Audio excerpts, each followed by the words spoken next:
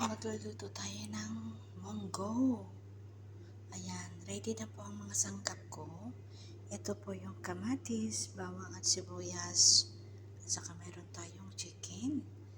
Talbos ng kalabasa at saka talong. Ito na yung munggo. Madali lang anuhin yan, lutuin.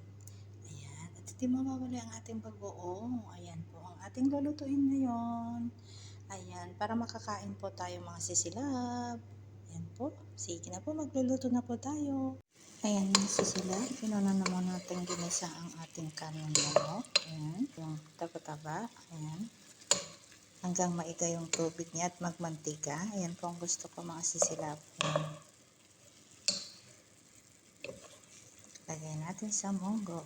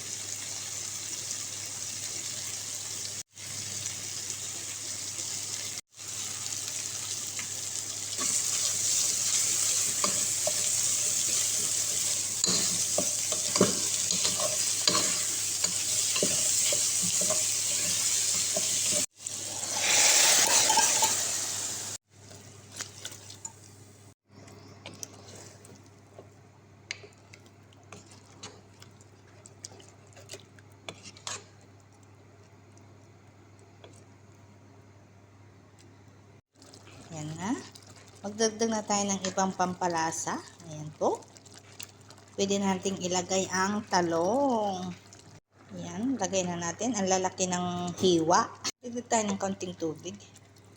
Ayan. Gusto kong lagyan ng konting bagoong. Ayan. O, diba?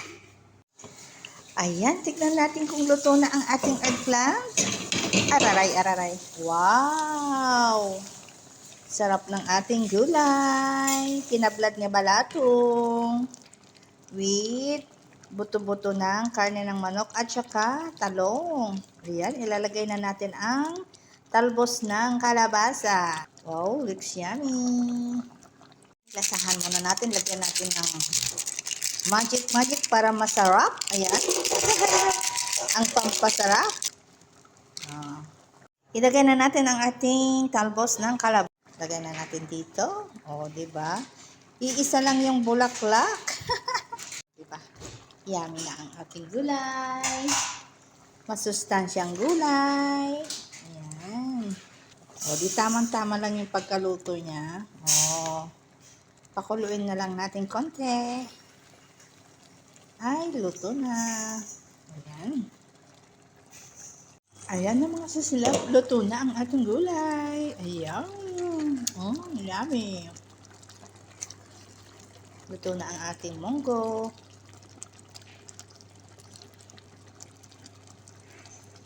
Ayan po mga sisilab. Thank you for watching.